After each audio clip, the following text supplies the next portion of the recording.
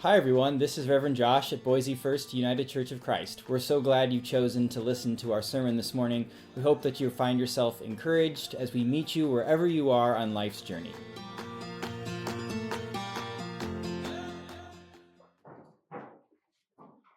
So while I'm physically here today, I did take most of the week off and invited Laura to write a sermon this week for us. Laura has been serving as our pastoral intern this year.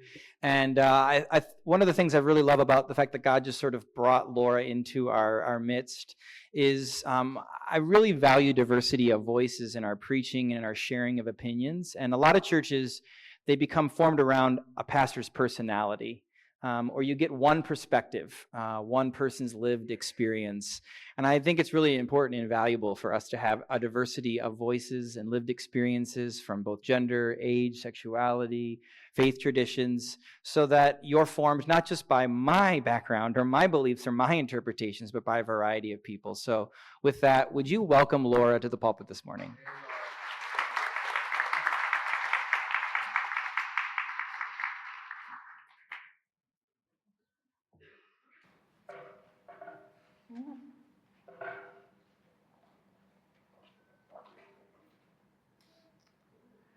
So, as a child, I thought that the word Advent described a kind of calendar that you bought at the drugstore right around Christmas, if your mom remembered in time. And you got to take turns with your sister opening one small window each day. I didn't have the patience for that. I always wanted to open that last window, the big one. I don't know why. Did I think that baby Jesus wouldn't be there in the circle of animals? Did I think this story would have a different ending?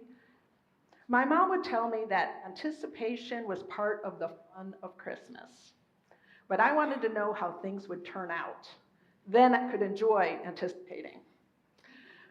Though we celebrated Christmas, I did not grow up in a church-going family.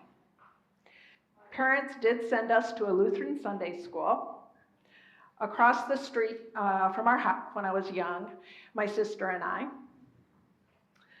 And one morning, we asked if we could stay home and play, and my mom surprised us by saying, sure. And we never went back. Years later, she told me that was because we had started bringing home pictures of an angry God in our coloring book pages, and she didn't want us to be afraid of God. What a blessing it was that I had the mom I did, because I arrived out of the womb pretty much afraid of everything else. I was afraid of dogs, tornadoes, our basement, which is where we had to go when there were tornadoes, bubble baths, all that expanding foam. What if it never stopped? If anyone mentioned anything bad happening, I could immediately imagine it happening to me. Once, while we were at a fish fry at a neighbor's house, my mom made the mistake of letting me know some people choke on fish bones. It took me hours to finish. So I don't know where this came from. I had lived a relatively sheltered life, but it was like I was born carrying a certain amount of existential dread. So thank God I didn't learn to fear God, and there were enough dangers with dogs and fish bones and bubble baths. I found a variety of ways of coping with this fear. One of them was to try and live in the future. And as I got older, I would try and skip over kind of the scary, uncertain parts of life, and I became very goal-oriented. Or in my mom's words, Laura, are you trying to beat everyone else to the nursing home? By my mid-20s, I had lived in 3 states, had 3 college degrees, and was on my second marriage, overachiever that I was.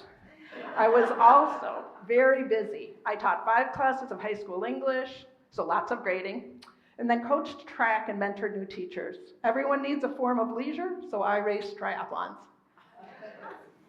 So here we are on the first Sunday of Advent. I'm a little older and a churchgoer, having found all of you. My mom would approve. By the way, I think about that all the time when I'm in the pews. She would adore you.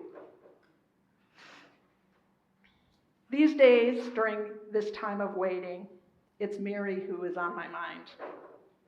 This is her pregnancy story, right? Which means she is already in a rather intense relationship with the Christ child. There's a lot of buzz over how Mary got pregnant and where she gave birth. That's pretty compelling. But what about her pregnancy? That's 40 weeks. That's a long time. I'm a word person, and I think about how pregnancy and birth were conveyed to me during my childhood. She's having a baby. She had a baby. That was pretty much it.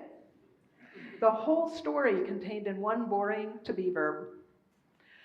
Some of this has to do with my social location. I was born in the 1960s. My family lived in a predominantly white, middle-class suburb of Chicago. My mom taught first grade. And when she became pregnant, district policy mandated that she stop working as soon as the baby showed. That would have been me.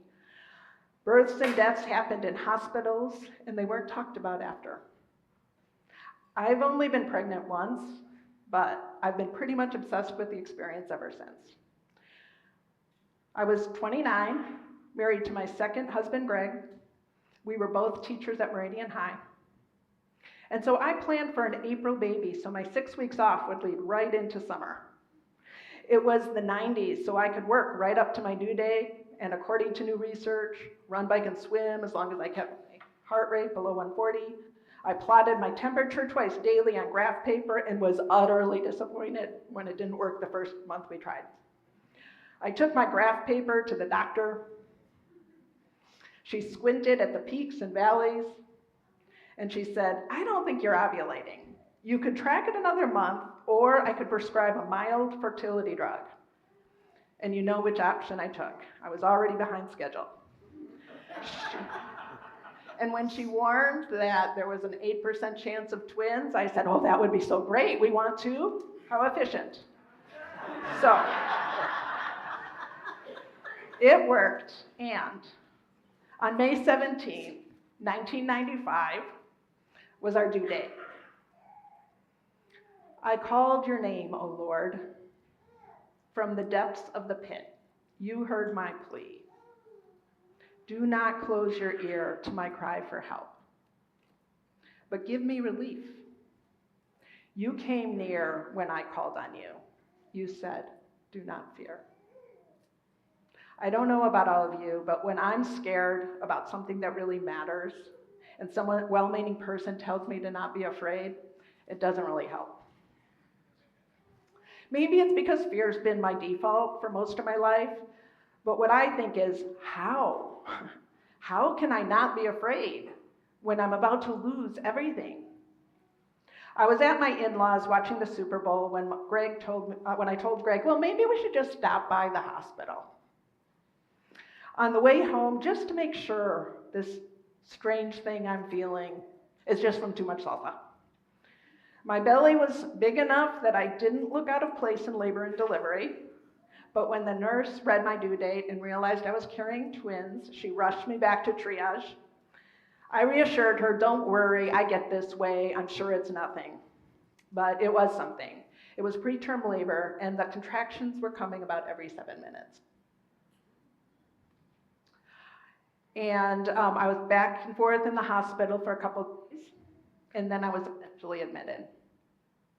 A nurse embedded tiny tubes in my vein, feeding me a stream of magnesium sulfate, which would never make it as a street drug because it relaxes every muscle in your body, but not your brain.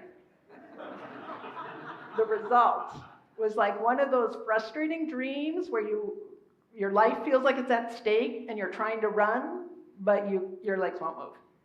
I spent every waking moment staring at the cadence of my son's heartbeats on the monitor. They were sluggish and slow from the medication, but they were still beating. I drank a lot of water because it was the one thing I was told I could do to help. Medicine has changed quite a bit since this time, but in those days we were told that week 28 meant viability, week 32, developed brains, week 34, working lungs, and 36 was considered full term for twins. We were at week 25. And that seemed like so many days before they even had a chance. Barbara Brown Taylor writes about Mary in Altar of the World. What is unusual about Mary is her reliability. No matter what life pitched at her, she did not duck. She endured a difficult pregnancy to bear a singular child, whom she loved reliably all through the years of his controversial life. When her son was cut down, she was there. When it came time to prepare his body, she was there. When he was not in the tomb, she was there. Mary knew how to stay present through the hard parts of the story. The unbearable parts, the parts I always ran from, the parts that I was afraid I couldn't survive. I think maybe it was there in St. Luke's antepartum wing, staring at those heartbeats with my hands over my belly, when a shift happened. The stakes felt like they were everything. And yet I did not want to fast forward time. The odds weren't good. This might be my only time with those sons. I wanted to be a mom more than anything, and in that moment, I was a mom. I felt for their movements, I spoke to my sons, I sang to them, I prayed to them and with them and for them. I loved them. 4 days later, I went home on a different medication. It was delivered through a tiny pump that I could wear, and I was assigned a home health care nurse. And I'd wear this monitor, I'd be on the couch, and a nurse would call me from Atlanta to tell me how many contractions I was still having. And I was prescribed bed rest.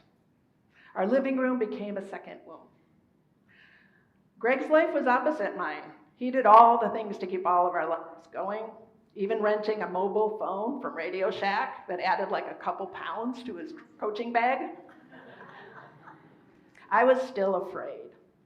I longed to have a normal pregnancy or at least go outside for a walk. I read a lot of escape novels and I watched every episode of Northern Exposure on cable. And one day led to the next, and I continued to talk and sing and read aloud and drink water.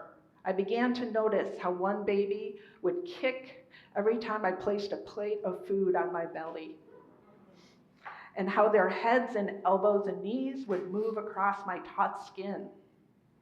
I did not feel alone. I felt their presence and God's and my own, and we waited. Reverend Josh is holding this series on fear and waiting during Advent, and I found a passage in that booklet that reminded me not only of this story, but all the other times I have felt stuck in the hallway and unsure how things are going to go. In a season of waiting, we are not asked to suppress fear, but to face it. To ask, how does fear live in me? What choices has it amplified? What longings has it silenced? Fear, as trauma theologians remind us, can be a teacher.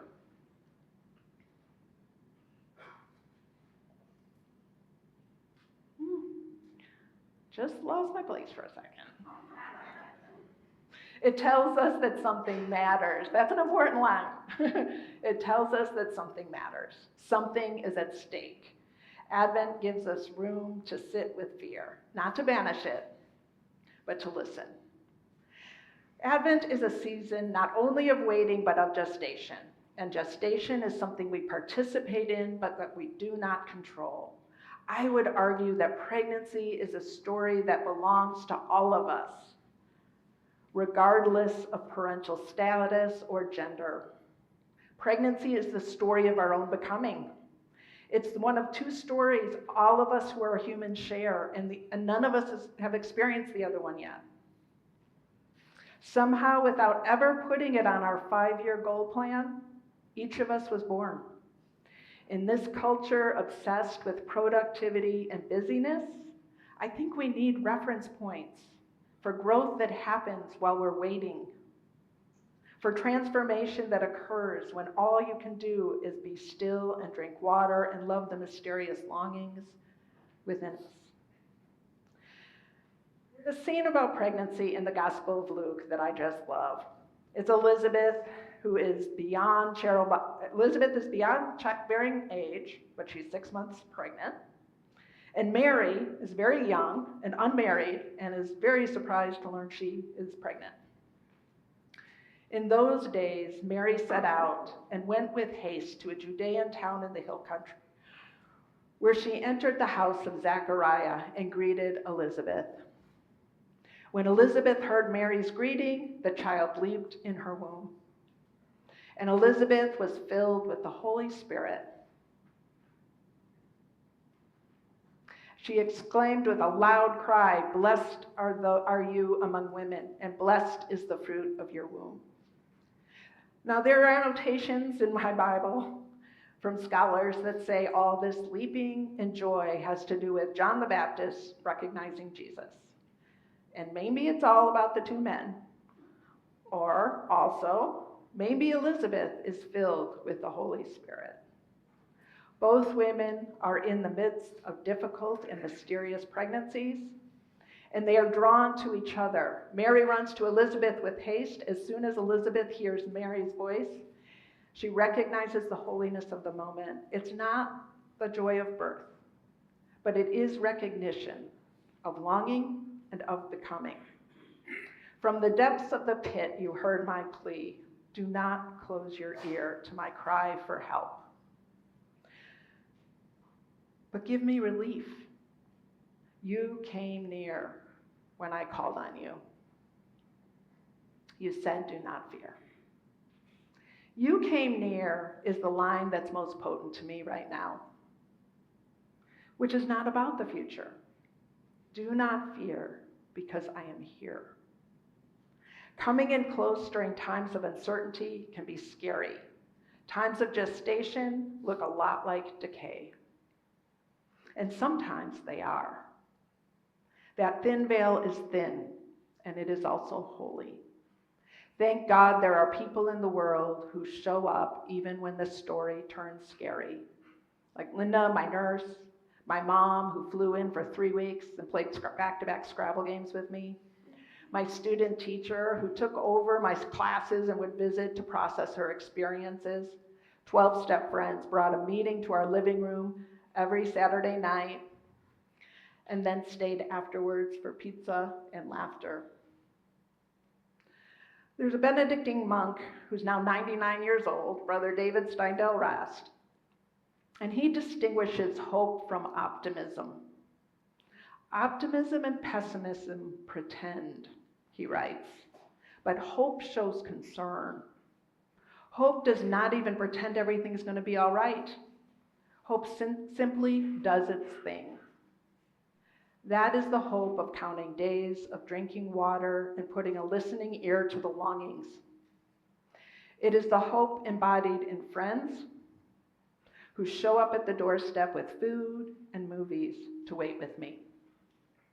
On April 18th, 1995, I had a baby. 10 minutes later, I had another. As their dad put it, we got the two best ones. Gabe and Dylan were each around 6 pounds. 2 days later, they came home with us. And this story, of course, oh good, you got to see them. They didn't always dress in tuxes, by the way. There have to be 2 wedding photos that just seem just right for all of you. And, you know, this is one of my favorite stories, and it's one I've had 30 years to unpack, and I would love to just hang out here and tell you all about my kids. And all that happened to me, and all that I grew from that time. My life changed a lot for a lot of reasons. But we're at the beginning, and Mary is still pregnant. And our own lives are awash in unfinished and sometimes frightening stories. Many of them are shared. Is democracy dying, or is it still being born? Will the unhoused have shelter when Boise nights grow cold? Will we have any OBGYNs left in Idaho to care for complicated pregnancies? These are long stories that rely on our capacity for work and for waiting. It feels important to stay close to that time of not knowing. That couch, when I was 30, what I learned is simply that I could survive stillness even when they're up against unbearable loss. I could love my sons before I knew how the story would turn out. And that love was a form of hope. Advent is a time to come in close, to keep an ear up to the fears that tell us what matters, what already is here to love. Mary didn't go it alone, and we too can find opportunities to wait together, to let our presence be our hope for one another. In one other passage from Brother David that I'm drawn to because of how he democratizes the contemplative process, or the contemplative experience, really. A mystic is not a special kind of human being. Rather, every human being is a special kind of mystic. If I fail to experience God in my own unique way, that experience will forever remain in the shadowland of possibilities. But if I do, I will know life by the divine life within. Advent is a season not only of waiting, but of gestation, which is something we participate in but do not control. This place of unknowing is where I most often sense God's presence.